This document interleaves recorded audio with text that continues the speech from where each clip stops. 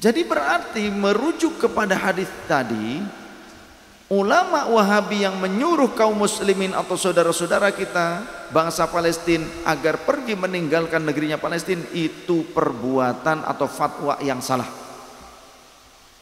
Fatwa yang salah kaprah.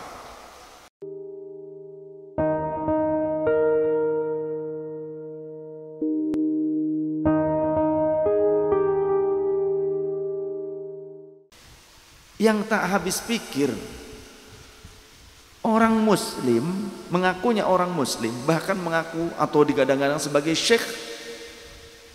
Ulama-ulama Wahabi yang saya maksud, ulama-ulama Wahabi ada yang berfatwa bahwa orang-orang Palestina harus pergi meninggalkan negerinya.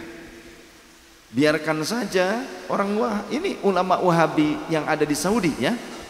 Ini yang di Saudi, ulama Wahabi di Saudi ada yang sampai berfatwa menyuruh bangsa Palestina pergi meninggalkan negerinya. Biarkan saja orang Israel itu menduduki kawasan kalian. Fatwanya nyeleneh, fatwanya aneh. Kalau bahasa kasarnya mohon maaf ya, mungkin saking kasar, goblok itu. Tapi oleh orang Wahabi itu diikuti. Dan ada ustadz-ustadz Wahabi di Indonesia yang ikut juga berfatwa demikian. Menyuruh orang Palestina pergi meninggalkan Palestina. Padahal negeri Palestina sedang dirampok, dijajah. Ada agresor yang datang, Mu'tadin, ada kelompok Zionis, Sohyuniyah. Lantas apakah benar fatwa orang-orang Wahabi itu, walaupun dianggap ulama, pantas ya kita lihat kok negara-negara Arab, negara-negara Teluk kok diam saja? Kenapa? Bahkan mungkin Saudi pun malah nyerangnya ke Yaman, ya kan, mengirimkan tentara, pesawat, mortirnya ke Yaman. Kenapa tidak ada yang berani mengarahkannya ke Israel? Negara-negara Teluk itu kenapa? Maka kita meminta ampun kepada Allah atas kebodohan atau diamnya mungkin, atau ketidakmampuannya negeri-negeri Muslim dari menolong saudara-saudara kita di Palestina, mengembalikan hak tanah mereka kepada orang-orang Palestina itu. Lantas apakah ketika kita sebagai seorang muslim kemudian dirampok atau dijajah, kemudian apakah kita harus meninggalkan negeri kita, menyerahkannya begitu saja? Rasulullah sallallahu alaihi wasallam beliau menyatakan ketika ditanya oleh seorang laki-laki, oleh seorang sahabat, ini riwayat dari sahabat Abi Hurairah, an Abi Hurairah radhiyallahu anhu qala, ini dalam Sahih Muslim ya, dalam Sahih Muslim. Ini menjadi pegangan juga dalil ini bagi kita untuk menjaga kedaulatan bangsa dan negara kita, termasuk menghadapi kelompok-kelompok pemberontak. Sama, dulu ada PKI, ada DI, kemudian DITII. Ja'a rajulun ila Rasulillah sallallahu alaihi wasallam. Datang seorang laki-laki kepada baginda Rasul sallallahu alaihi wasallam, kemudian faqala, ia berkata, ya Rasulullah, ara'aita in ja'a rajulun yuridu akhdha mali? Apa pendapat Anda jika ada seseorang yang mau mengambil hartaku? Kata lelaki tersebut. Qala, Rasulullah menjawab, fala tu'tihi malaka, jangan kau berikan hartamu.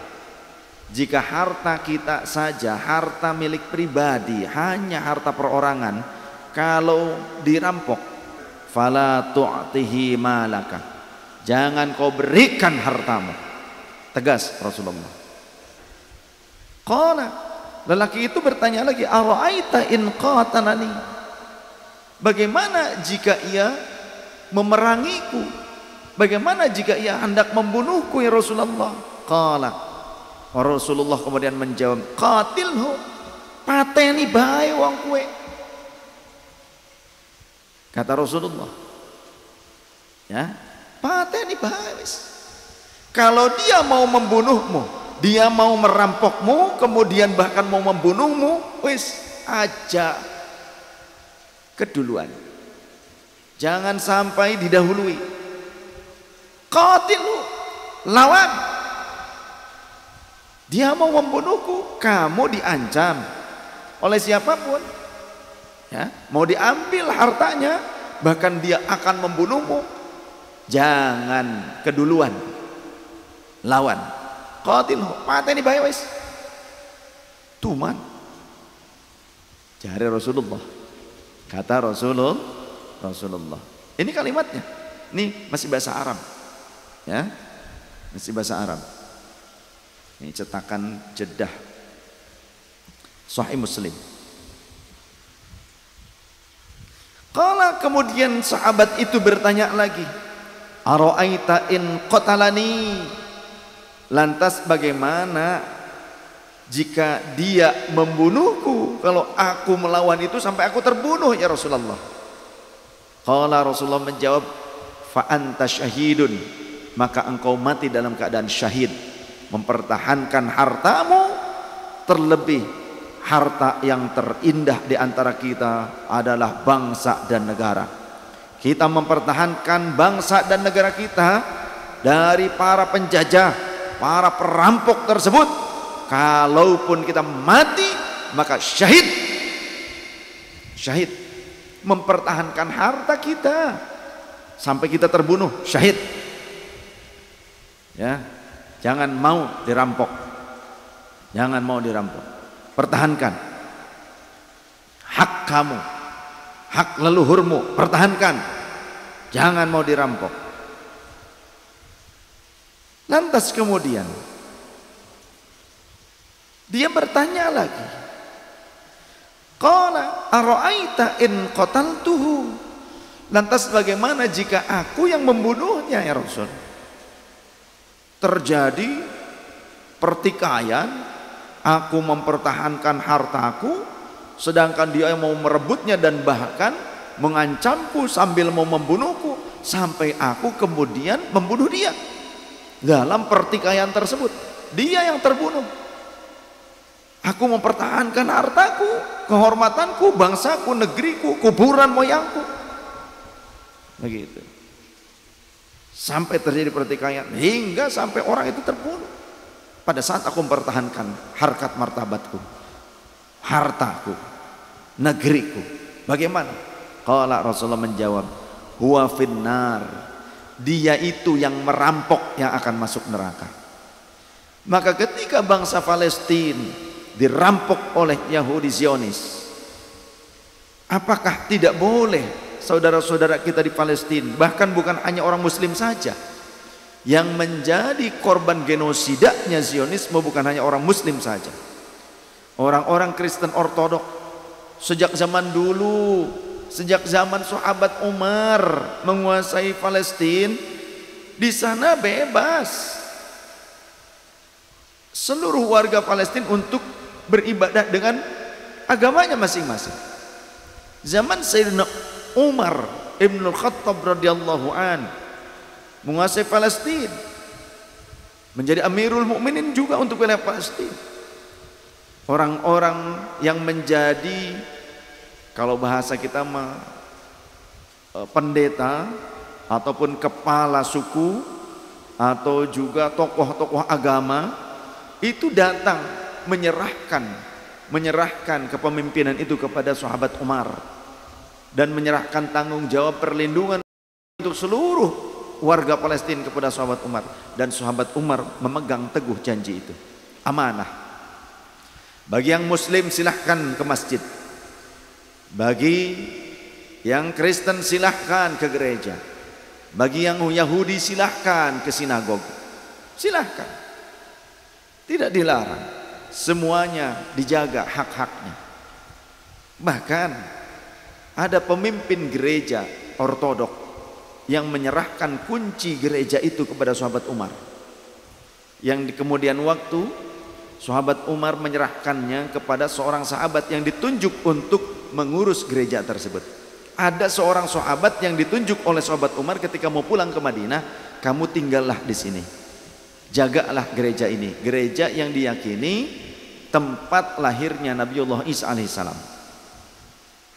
Jadi yang menjaga gereja itu menjadi kuncennya, juru kuncinya itu orang muslim sahabat, hingga beranak pinak, turun temurun sampai sekarang. Salah satu yang memegangnya itu adalah orang muslim, tapi tidak ada yang murtad, semuanya anak turunannya gak ada yang murtad, semuanya tetap muslim, hafal Quran gitu. Tapi menyediakan air untuk kaum Nasrani, menyediakan kue roti untuk kaum Nasrani, menyediakan lilin untuk kaum Nasrani, dibersihkan orang muslim yang membersihkannya. Turunan sahabat itu, jadi nggak kemana-mana, turunan sahabat itu terus bebas sejak zaman dulu. Jadi permasalahan yang terjadi karena ada Zionisme. Jika kita tak mampu untuk pergi berjuang ke sana membela saudara-saudara kita, setidaknya doalah yang kita haturkan untuk mereka. Atau apa yang mampu kita bantu untuk mereka, pangan, sampaikan kepada mereka, kirim bantuan itu. Jika memang kita tidak mampu datang ke tempat itu, ke negeri Palestina untuk membantu saudara-saudara kita. Lalu ketika ada perusahaan-perusahaan yang menjadikan hasil dagang mereka, hasil usaha mereka, perusahaan-perusahaan besar, perusahaan-perusahaan Yahudi yang digunakan untuk membelikan senjata, amunisi yang digunakan untuk menyerang bangsa Palestina. Lantas jika ada di antara saudara-saudara kita yang melakukan embargo ekonomi, embargo produk-produk yang membantu Israel menyerang Palestina, kita jangan menyatakan kata-kata yang menjelekkan mereka, jangan. Itu salah satu upaya saudara-saudara kita. Mereka memboikotnya tentu dengan cara yang benar. Bukan berarti merampas dari toko-toko kemudian kita ambil, kita jual lagi, atau kita bakar tanpa diganti. Bukan begitu, ya. Memboikotnya dengan cara yang benar. Memboikotnya.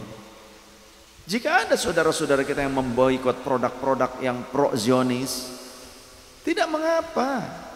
Kita jangan mengejek mereka. Lantas kalau mengejek, apa yang kamu mampu selama ini? Apa yang kamu lakukan selama ini? Hingga memboikot pun tidak mampu, malah mengejeknya. Ya. Jika ada yang memboikot produk-produk yang pro-Zionis itu, biarlah. Itu adalah ijtihad saudara-saudara kita. Mereka lakukan itu demi apa? Empati mereka kepada saudara-saudara kita di Palestina. Bukan hanya orang muslim yang menjadi korban genosida itu, orang-orang non muslim pun termasuk Nasrani, ya, kemudian Kristen Ortodok, kebanyakan Kristen Ortodok. Jadi Kristen Ortodok itu cara ibadahnya juga sujud, sama hampir sama dengan orang Islam. Makanya Kristen Ortodok itu sangat sayang kepada orang-orang muslim, hampir sama, jadi ada kemiripan. Kristen Ortodok tuh ada kemiripan dengan amalia-amalia orang muslim dengan Islam tuh.